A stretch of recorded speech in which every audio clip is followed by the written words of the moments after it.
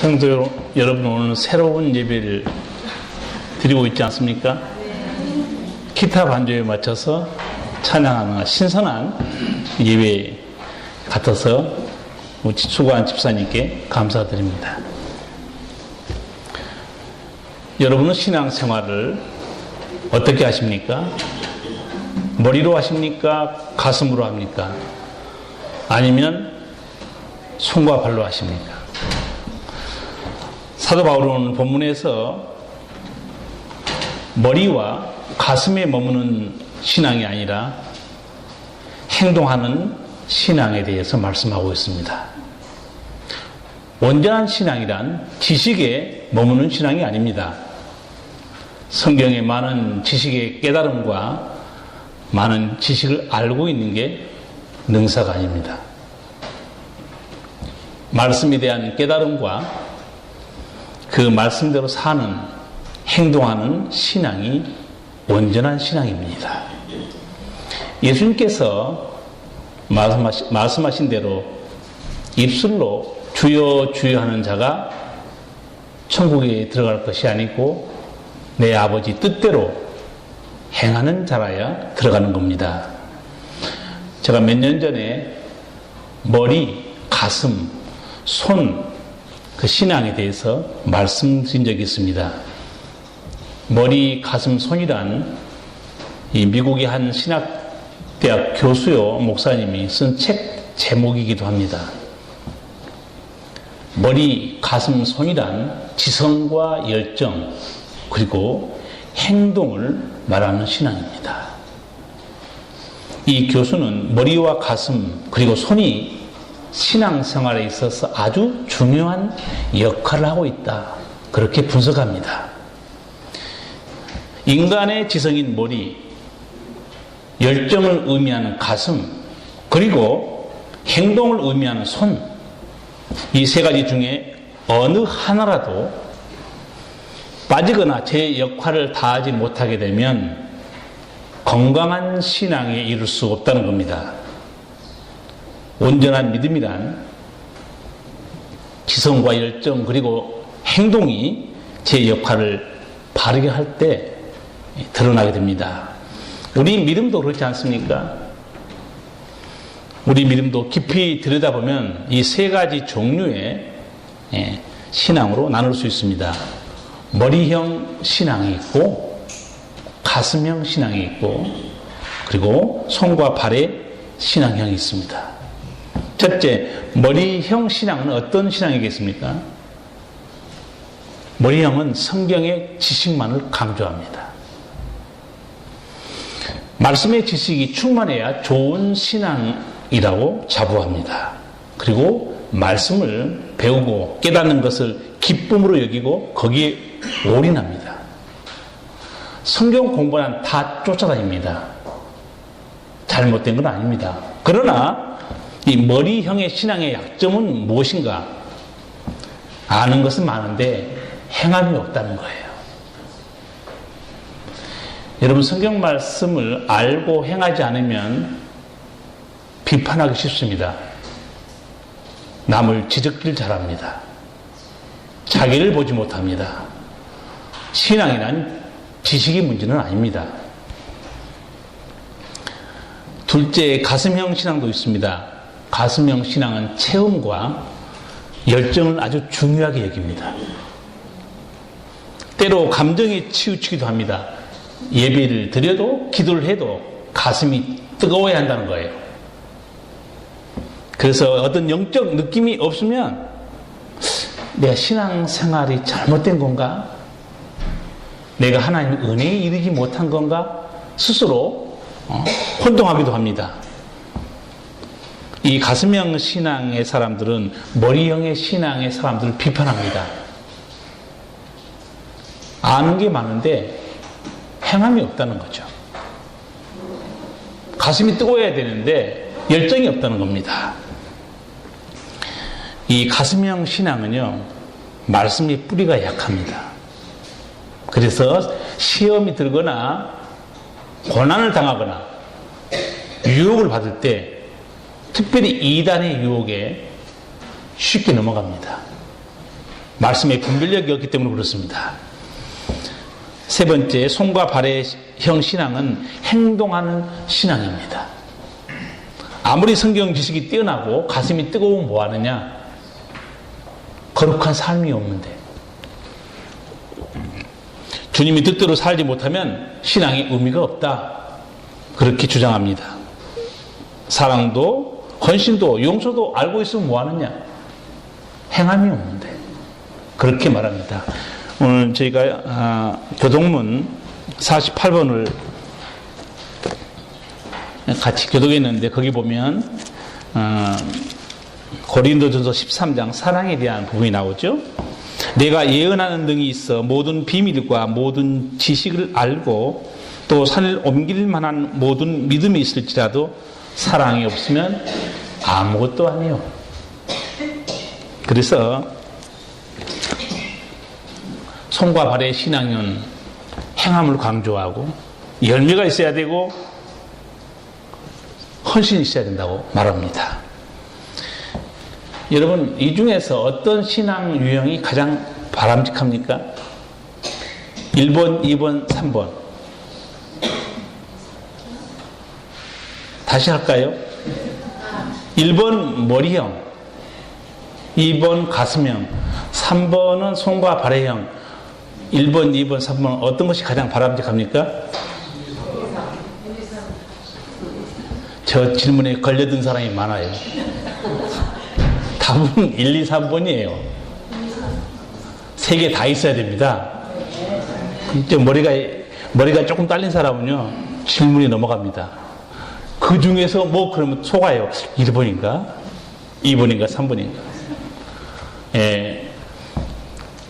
건강한 신앙은 올바른 말씀을 가진 지식이 있어야 됩니다. 그리고 이 말씀이 없는 열정은 맹신의 위험이 있습니다. 이 올바른 말씀의 지식에 가슴에 열정이 있어야 한다는 거예요. 거기에 손과 발에 섬김, 하나님과 이웃을 섬기는 헌신이 있어야 이게 온전한 신앙이다, 그렇게 말하는 겁니다. 나는 어떤 유형의 신앙인 것 같습니까? 또 1번, 2번, 3번 할까요? 나는 머리형인가? 아니면 가슴형인가? 나는 손과 발의형인가? 아니면 나는 이 셋 중에서 어떤 부분이 부족한 것 같습니까? 말씀이 부족합니까? 아니면 열정이 부족합니까? 아니면 섬김과 헌신이 부족합니까? 여러분, 내 신앙을 돌아보시고 부족한 걸 채우시기 바랍니다. 아멘을 좀 크게 해야 한다니까요. 아멘. 이 대목에는 안 채울 작정이에요. 채우셔야 한다니까요. 아멘. 말씀이 부족하면 말씀을 채우시고, 가슴에 열정이 부족하면 성령의 충만함으로 가슴을 열정으로 채우시고, 입술만 가지고 시끄럽게 한 사람, 손과 발의 신앙이 필요하다는 겁니다. 요즘은 지식의 홍수 시대입니다. 인터넷에 들어가면 모든 것을 다 얻을 수 있어요. 요리하는 것도, 여행도, 건강도, 투자도, 신앙생활도. 거기 많은 정보가 있습니다.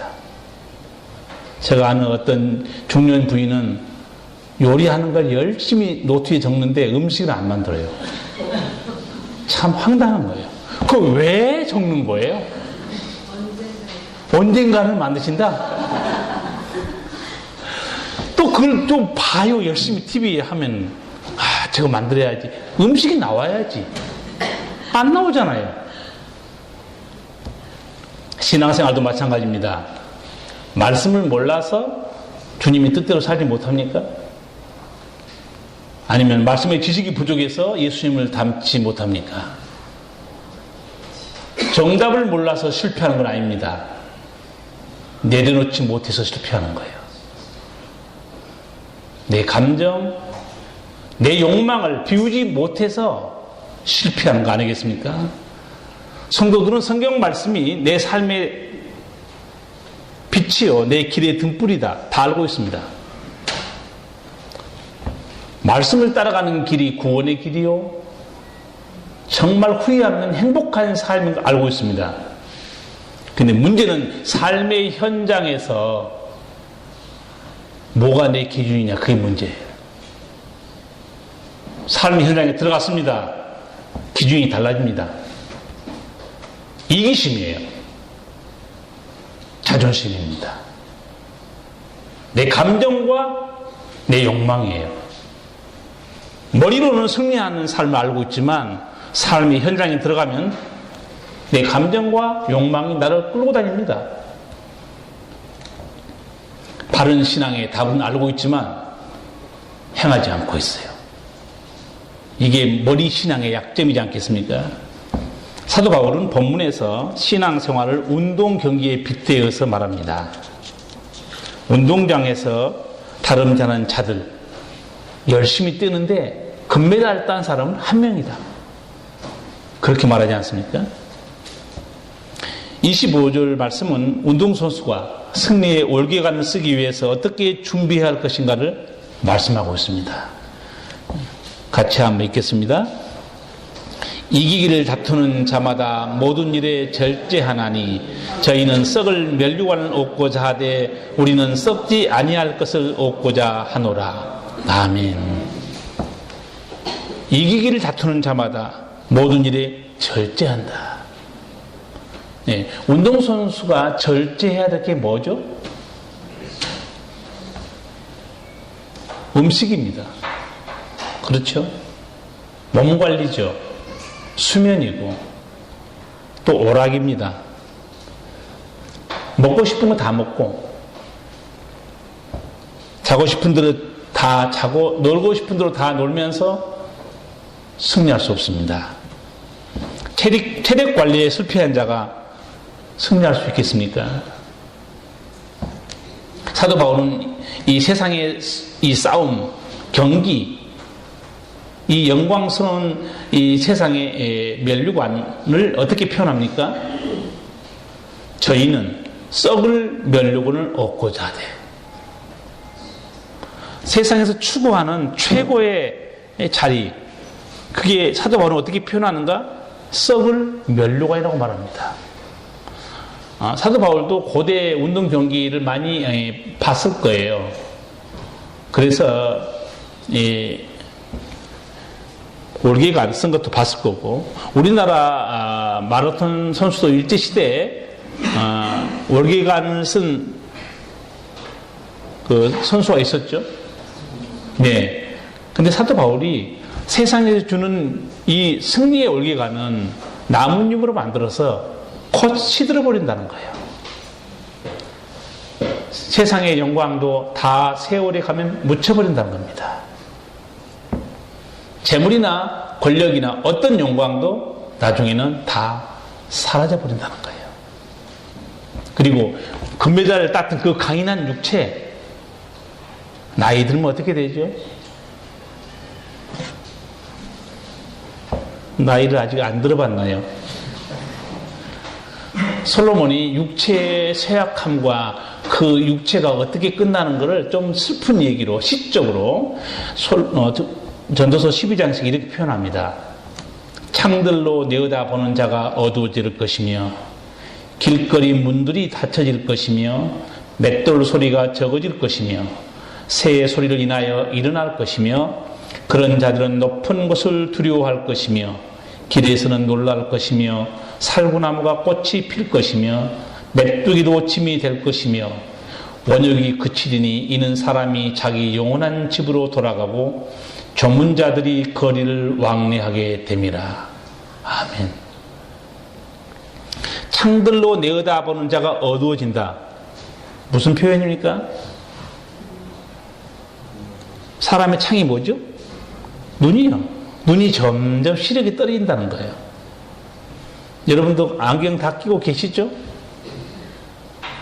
저도 안경을 끼웠는데 벗었어요. 하나님께 기도했습니다. 벗은 지 한 몇 년 됐어요. 멀리는 잘 보이고 가까이는 안 보이고 썼다 벗었다 했는데 제가 하나님께 하나님 두 가지는 좀 해줘야 되는 거 아닙니까? 그 둘 중에 하나가 이 시력에 대한 문제였어요. 하나님, 저는 책도 많이 봐야 되고 글도 써야 되고 저 눈을 좀 밝게 해주세요. 놀랍게도 지금 저는 안경 안 껴서 여러분도 잘 보이고 여기도 잘 보여요. 네. 저희 또래에 계신 분들 다 어제도 엊그제 얘기했더니 돋보기를 껴야 한다고 얘기하더라고요. 저는 두 가지는 꼭 목회자를 기도합니다. 밝은 눈을 주세요. 이상한 거 보려고 밝은 눈 달라면 하나님 안 줍니다. 하나님 말씀을 보기 위해서 밝은 눈 주세요. 기도하시고, 또 하나는 제가 이 목소리에 대해서 기도합니다. 하나님께. 목사는 말씀을 많이 합니다. 설교도 하고 강의도 하고 여러 가지. 하나님 제게 맑은 목소리를 주셔서 말씀 증거하는데 애로사항이 없게 좀 해주세요. 저도 기관지가 좀 약한 편이에요. 그래서 메르스가 왔을 때 약간 긴장했습니다. 기관지가 약한 사람이 이번에 좀 어려움 당하지 않았습니까? 특별히. 네. 여기 강원도까지는 숨차서 안 왔는지 하나님이 근데서 지나갔는데, 나이가 들면 창이 어두워진다. 그리고 맷돌 소리가 적어진다. 우리 인간이 가지고 있는 맷돌이 뭡니까? 멋있는 표현은 치아가 아니면 이빨입니다. 점점 이빨이 빠져가는 거죠. 맷돌 소리가 적어지고 높은 곳을 두려워한다고 그랬어요. 이게 무슨 병이죠? 높은 곳을 두려워하는 거. 한문 좀 안 돼요? 고소공포증. 저도 몇 년 전에 그 덕유산인가 목회자들 등반이 있어서 갔는데 너무 경사가 심해서 이렇게 사다리를 철제 사다리 같이 쫙 나 있더라고요. 자꾸 올라가면 됐는데 중간에 올라가다가 제가 주저앉았어요. 밑에 보니까 낭떠러지예요. 다리가 힘이 쫙 빠지는 거예요. 순간 제가 어째서 참 우습게 돼버렸구나. 이렇게 언제 내가 이 높은 것도 두려워했지? 다리가 달달 떨리는 거예요. 다시 힘을 냈어요. 주여, 나는 주님을 붙들어 저 정상에 올라갑니다. 높은 곳을 두려워하게 되고 살구나무가 꽃이 핍니다. 살구나무 색깔이 뭐죠? 여러분은 다 지금 염색을 해가지고 감추고 있지만 여러분 머리에도 살구나무가 다 꽃이 피어 있습니다. 강인한 육체지만 세월이 지나가면 이렇게 다 쇠약해지는데 마지막에 슬프게 끝나요. 메뚜기도 짐이 될 것이며 원욕이 그치리니 이는 사람이 자기 영원한 집으로 돌아가고. 사람이 돌아간 영원한 집이 어디입니까? 육체가 돌아갈 영원한 집이 어디예요? 흙으로 돌아간 겁니다. 그리고 우리 영원한 본향이 어디입니까? 아버지. 내 아버지 집입니다. 그러나 아무나 아버지 집에 가는 거 아닙니다. 아버지 생명을 받은 자들, 하늘 생명책에 이름이 기록된 자들, 천국의 시민권자들은 내 아버지 집에 들어가는 거예요. 사람이 자기 영원한 집으로 돌아가고 조문자들이 거리를 왕래하게 됩니다. 세상 떠나면 장례식장에 누가 옵니까? 조문자들. 이게 인생입니다. 사도 바울은 너희가 이 땅에서 추구하고 싸우고 얻고자 하는 모든 승리와 영광들을 보라는 거예요. 썩을 면류관에 불과하다는 겁니다. 영원한 게 없다는 뜻이에요. 그러나 성도들이 받는 승리의 월계가는 다릅니다.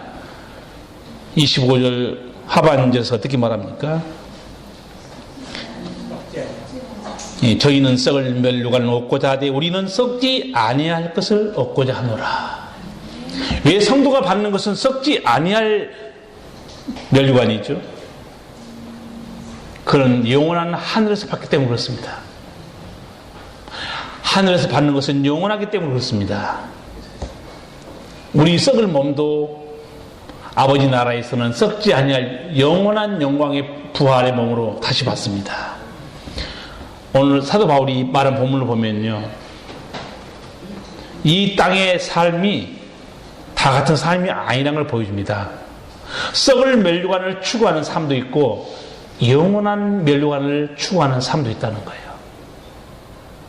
여러분, 예배 마치면 이제 각자 삶의 터전으로 돌아갈 겁니다. 동네 사람과 어울려 살 겁니다.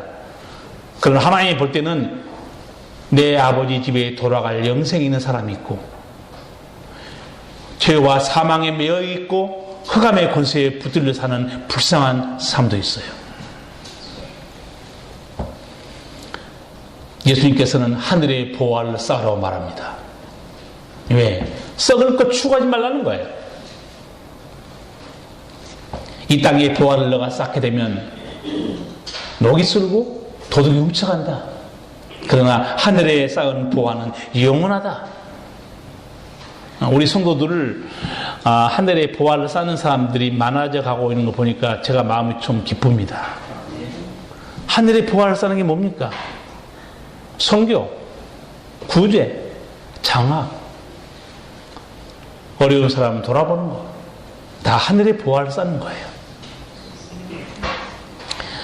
여러분들이 하나님 앞에 귀한 것을 드려서 미얀마에 예배당과 사회복지 건물 3개나 건축했는데, 아마 내년에는 또 여러분이 드린 헌금들이 있어서 네팔에도 아마 3개 정도로 예배당을 세울 것 같아요. 우리 교회 예산으로는 못합니다. 교회 규모도 좋고 할 예산도 없지만 성도 여러분들이 익명으로 하나님께 드리는 그런 거룩한 예물들이 있어서 그걸 모아가지고 가서 건축했는데, 지금 보니까 해외 건축 헌금을 드린 분들이 또 몰래 드린 분들이 있어서 내년에 2개 정도는 세울 것 같고, 지진도 좀 아직도 위험하기도 하고 물자도 비싸서 제가 내년 초에나 네팔을 방문해서 거기에 아름다운 생명 예배당을 건축하도록 아마 해야 될 것 같습니다. 여러분, 땅에 거 많이 가지고 영광스럽게 살다가 거룩한 흔적을 남기지 못하면 그 모든 것들 허망하게 끝나버립니다. 그래서 예수님이 하늘의 보화를 쌓아. 얼마나 의미 있는 삶입니까? 세상 사람들을 성공하고 재물이나 권력이나 자랑하지만 속 들여다보세요. 부끄럽고 수치스러운 성공, 재물, 권력 많습니다. 하나님 나라에 쌓는 하나님이 인정하는 하늘의 보화야말로 참으로 거룩한 겁니다. 사도 바울은 하늘의 영광스러운 멸류관을 바라보면서 나는 어떻게 신앙생활을 승리했는가? 27절에서 자신의 비결을 말씀합니다. 같이 한번 읽겠습니다. 그러므로 내가 26절부터 읽겠습니다. 그러므로 내가 다름질하기를 향방 없는 것 같이 아니하고 싸우기를 허공을 치는 것 같이 아니하여 내가 내 몸을 쳐 복종하게 하면 내가 남에게 전판 후에 자기가 도리어 버림이 될까 두려워함이로다. 아멘. 하늘의 영광스러운 멸류관을 봤는데 첫 번째 길이 뭐였냐면 다름질하기를 향방 없는 것 같이 아니하고. 무슨 말인가? 나는 내 삶의 목표가 분명하다고 말합니다. 내 삶의 목적도 분명하다는 거예요. 나는 이 땅에 속한 것을 추구하는 그런 신앙인이 아니다. 그렇게 말한 겁니다. 빌립보서 3장 13, 14절에서 분명히 그걸 밝힙니다. 형제들아, 나는 아직 내가 잡은 줄로 여기지 아니하고 오직 한 일, 즉 뒤에 있는 것은 잊어버리고 앞에 있는 것을 잡으려고 표대를 향하여 그리스도 예수 안에서 하나님이 위에서 부르신 부름의 상을 위하여 쫓아가노라. 아멘. 이 말씀 보면 예수 믿는 이 신앙이 땅의 성공과 땅의 행복만을 추구하는 게 아닌 걸 알 수 있습니다. 사도 바울은 뭐라고 말하는가? 나는 표대를 향하여. 예수 믿는 사람이 추구하는 표대가 뭡니까? 예수 그리스도입니다. 하나님의 나라예요.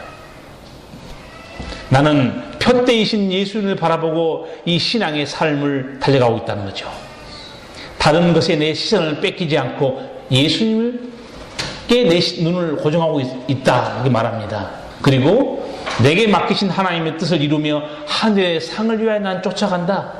이게 승리하는 신앙입니다. 여러분 살면서 어디에 시선을 고정하고 사십니까? 세상 것입니까? 영원한 하늘의 것입니까?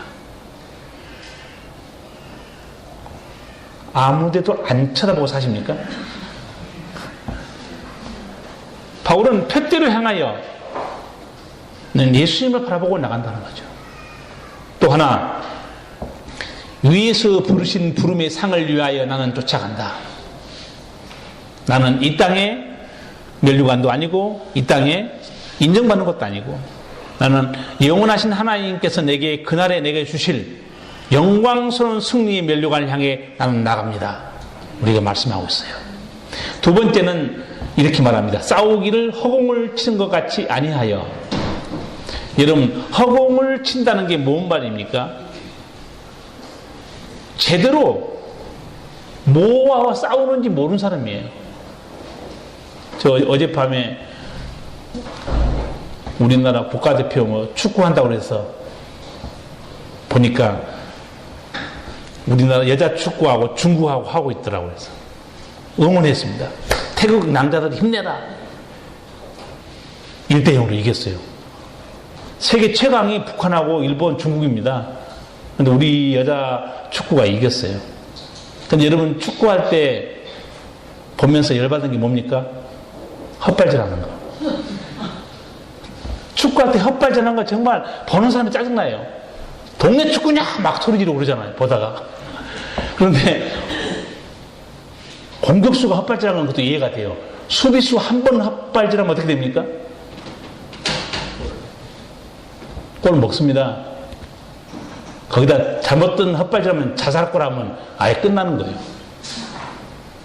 권투할 때도 보세요. 권투할 때도 가장 중요한 것은 눈을 감지 말아야 돼요. 눈 감고 이렇게 때리잖아요. 안 맞아요. 제가 어려서 권투를 좀 했습니다. 저 조심하세요. 상당한 실력이 있어요. 목사니까 가만히 있는 겁니다. 글러브를 끼고 링에 올라가면 살벌합니다. 링에 올라간 선수는 아니었고, 어려서 나이 많은 삼촌이 저를 데리고 글러브를 가져와서 자꾸 하자는 거예요. 경기를. 그래서 저는 할 줄도 모르는데 나이 많은 그 삼촌을 제가 신나게 두들겨 팼습니다. 승리의 비결을 깨달았어요. 그때. 저는 뭘 깨달았냐면 눈을 안 감으면 돼요. 눈을. 얻어맞아도 눈을 감으면 안 돼요. 눈을 딱 부릅뜨고 피하고 때리고 결국은 삼촌 얼굴이 벌겋게 됐어요. 다시는 나보고 하자는 말 안 해요. 허공을 치면 안 됩니다. 눈을 똑바로 보고 상대방을 직시해야 됩니다. 사도 바울이 싸움의 대상으로 여겼던 게 뭔지 아십니까? 원수 마귀의 공격이었어요. 직시하고 있습니다. 두 번째, 세상의 유혹이었습니다. 재물의 유혹이었어요. 세 번째는 내 육신의 욕망이었습니다. 바울은 그걸 딱 응시하면서 제대로 펀치를 날린 거예요. 그래서 사도 바울이 여기서 이 표현을 이렇게 합니다. 내 몸을 쳐서 복종시켰다. 근데 그 단어가 원래 어떻게 되어 있냐면요. 눈 밑에 급소를 날려서 케어시켰다 이렇게 돼 있어요. 한 방에 자기 육신의 소욕, 마귀와 영적 전쟁을 성령의 권능과 말씀으로 한 방에 날려버린 겁니다. 내 육신을 쳐서 말씀에 복종시키는 그런 훈련을 하고 있었던 거죠. 여러분, 이런 싸움에서 승리하지 못하고 헛발질하거나 허공을 치잖아요. 절대 승리하지 못합니다. 이 세상에서 성도를 많이 넘어지게 한 것 중에 하나가 돈입니다. 돈이 좀 생기면 신앙도 생활 잘하고 돈이 없으면 신앙생활도 불편해요. 감사도 기쁨도 없습니다. 잘못하면 돈이 하나님이 되어버립니다. 돈이 없으면 기도도 안 되고 감사도 없다니까요. 디모데전서 6장 9절 10절에서 바울이 이렇게 경고합니다. 부하려 하는 자들은 시험과 올무와 여러 가지 어리석고 해로운 정욕에 떨어지나니 곧 사람으로 침륜과 멸망에 빠지게 하는 것이라. 돈을 사랑함이 일만하게 뿌리가 되나니 이것을 사모하는 자들이 미혹을 받아 믿음에서 떠나 많은 근심으로써 자기를 찔렀도다. 돈 자체가 문제 있는 건 아닙니다. 돈을 사랑하는 것, 하나님보다 더 돈을 사랑하는 것, 그때는 믿음도 잃어버리고 너 인생도 망가져 버린다는 거예요. 조심하라고 합니다. 성도 여러분, 많은 돈을 얻고 믿음을 잃어버렸으면 그거 잘한 겁니까? 돈을 얻고 천국을 잃어버렸다면 그 믿음 잘한 거예요? 망하는 거 아닙니까? 사도 바울은 허공을 치는 것처럼 싸우지 않았다. 나는 내가 싸워야 될 이 세상의 영적 전쟁의 대상을 나는 직시하고 있었다는 거죠. 여러분도 명심해야 됩니다. 승리하는 신앙을 위해서 내가 싸워야 할 대상은 영적 전쟁이에요. 육신의 소욕과 전쟁이고 세상 것과의 싸움입니다. 세 번째, 사도 바울이 추구했던 게 뭐냐? 27절 말씀이죠. 내가 내 몸을 쳐 복종하게 하면 내가 남에게 전판 후에 자기가 도리어 버림이 될까 두려워함이로다. 27절이 사도 바울의 승리의 비결입니다. 어떻게 사도 바울이 두려워하죠? 그 많은 복음의 지식을 전파했지만 정작 나는 구원 못 받을까 자기는 두려워했다는 거예요. 사도 바울처럼 하나님 말씀 많이 하는 사람 있습니까? 율법, 복음, 성령, 부활, 종말, 심판, 은사. 사도 바울은 말씀 다른 사람 따를 수 없습니다. 그는 성경을 13권이나 쓴 사람이에요. 그런데 자기는 두려워한다는 거예요. 내가 이렇게 많이 알고 있고 남을 가르치면 뭐 하느냐? 내가 말씀대로 안 살면 나는 구원 못 받을지도 몰라. 행함이 없는 믿음은 죽은 거 아닙니까? 여기서 사도 바울은 신앙의 본질을 보고 있어요. 머리의 신앙, 지식의 능사가 아니라는 거죠. 자기 이렇게 두려워하잖아요. 내가 왜 내 몸을 쳐서 복종시키느냐? 내가 남에게 전판 후에 나는 도리어 구원을 못 받을까 나는 두려워하고 있다는 거예요. 사도 바울의 신앙, 열정 대단한 사람입니다. 여러분 아시다시피 10년에 걸쳐서 1차, 2차, 3차 전도여행을 한 사람이에요. 결국은 로마 감옥에서 순교했습니다. 사도 바울의 열정이 얼마나 대단하고 그 헌신이 어떠한가 사도행전 20장 24절을 보면 알 수 있어요. 나의 달려갈 길과 주 예수께 받은 사명 곧 하나님의 은혜의 복음 증거하는 일을 마치려 하면은 나의 생명을 조금도 귀한 것으로 여기지 아니하노라. 나는 예수님께 받은 사명을 이루기 위해서 나는 내 목숨을 조금도 아까운 것으로 여기지 않는다는 거예요. 그리고 로마 감옥에서 보낸 편지 중에 빌립보서 1장 20절 21절에서 이렇게 말합니다. 나의 간절한 기대와 소망을 따라 아무 일에든지 부끄럽지 아니하고 오직 전과 같이 이제도 온전히 담대하여 살든지 죽든지 내 몸에서 그리스도가 존귀되게 하려 하나니 이는 내게 사는 것이 그리스도니 죽는 것도 유익함이라. 사도 바울의 말씀에 대한 지식, 복음에 대한 열정과 헌신 얼마나 대단합니까?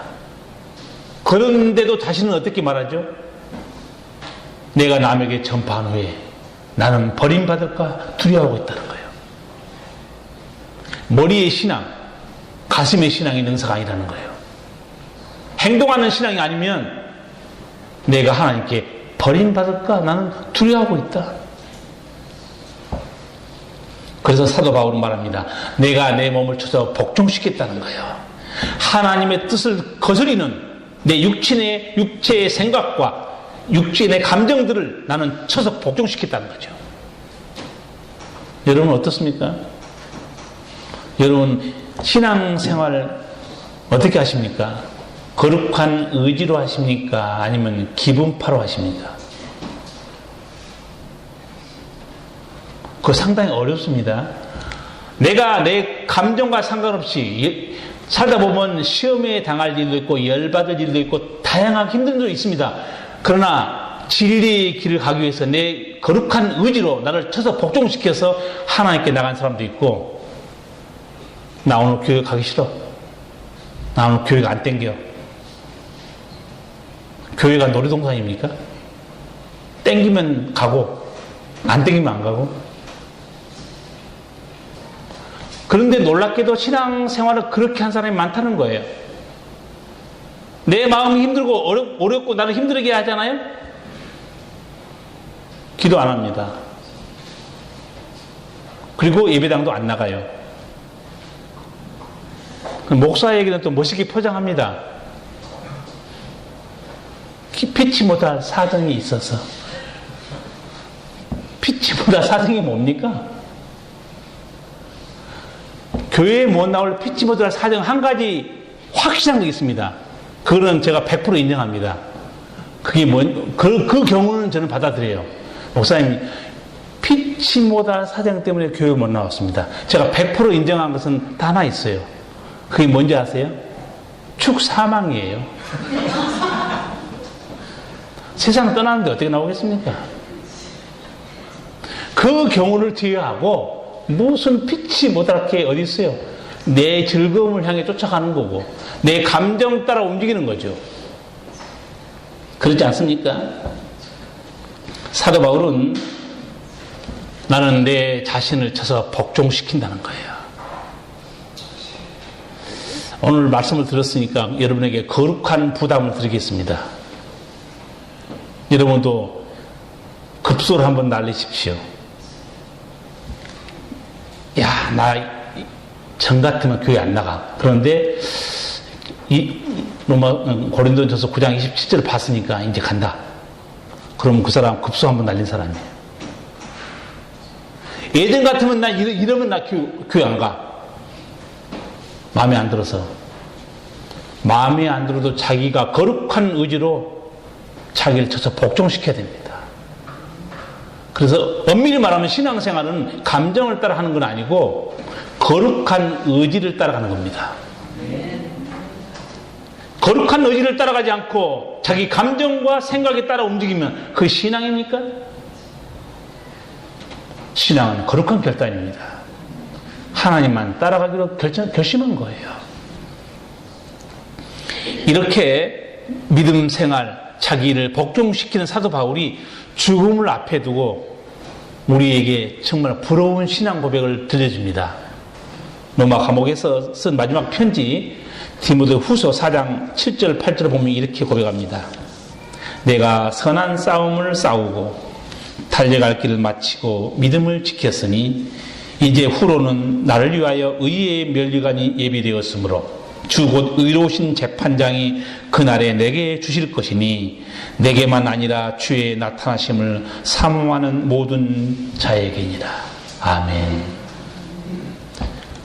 믿음의 승리자가 당당하게 죽음 앞에 두고 사랑하는 아들 디모데에게 보낸 편지입니다. 나는 선한 싸움을 싸우고 달려갈 길을 마치고 믿음을 지켰다는 거예요. 근데 사도 바울과 함께 선교했던 사람 중에 데마라는 사람이 있습니다. 데마에 대한 바울의 기록이 어떻게 되어 있습니까? 데마는 이 세상을 사랑하여 나를 버리고 데살로니가로 가버렸다고 그랬습니다. 바울은 믿음을 끝까지 지켰습니다. 데마는 함께 하다가 나를 버리고 세상을 사랑해서 가버립니다. 오늘 본문을 통해서 우리가 드려야 될 하나님의 음성이 무엇이겠습니까? 모든 성도들은 하나님의 말씀이 내 구원의 길이요 내 삶의 등불인 걸 알고 있습니다. 그러나 삶의 현장에 가면 기준이 달라진다는 거예요. 그게 문제입니다. 그걸 뭐라고 표현합니까? 예수님 말씀 빌리면 위선자들입니다. 똑같아야 돼요. 똑같으면 위선자가 아니죠. 그래서 제가 겉과 속이 다른 과일, 겉과 속이 똑같은 과일, 제가 설명한 적이 있었죠. 겉과 속이 똑같은 과일이 뭐죠? 토마토지요? 토마토 이거 겉도 빨갛고 속도 빨갛고, 겉은 시퍼런데 속은 빨간 게 뭐죠? 잘 맞히셨네. 수박. 그렇죠? 겉과 속이 달라요. 성도는 예배당 안에서 받은 은혜, 깨달음과 삶의 현장에서 살아가는 것이 동일해야 됩니다. 그래야 그 사람이 위선자가 아닙니다. 요한 3서 보면 사도 요한이 가이오라는 사람을 축복해 주는데 그 축복이 너무너무 복된 축복이에요. 사랑하는 자여 내 영혼이 잘됨 같이 네가 범사가 잘되고 강건하기를 내가 간구하노라. 얼마나 귀한 축복인지 모릅니다. 그런데 이 사도 요한이 가이오라는 사람에게 왜 이렇게 축복을 해주는가, 자기가 그 이유를 뒤에 밝혀요. 요한 3서 딱 한 장밖에 없습니다. 네가 진리 안에서 행한다니 내가 심히 기뻐하노라. 진리 안에서 행한다는 이 가이오의 말을 듣고 전해 듣고 내가 너무너무 기뻐하는 거예요. 그래서 저절로 사도 요한의 입에서 축복이 나갑니다. 사랑하는 자여 내 영혼이 잘됨 같이 내가 범사가 잘되고 강건하기를 내가 축복한다.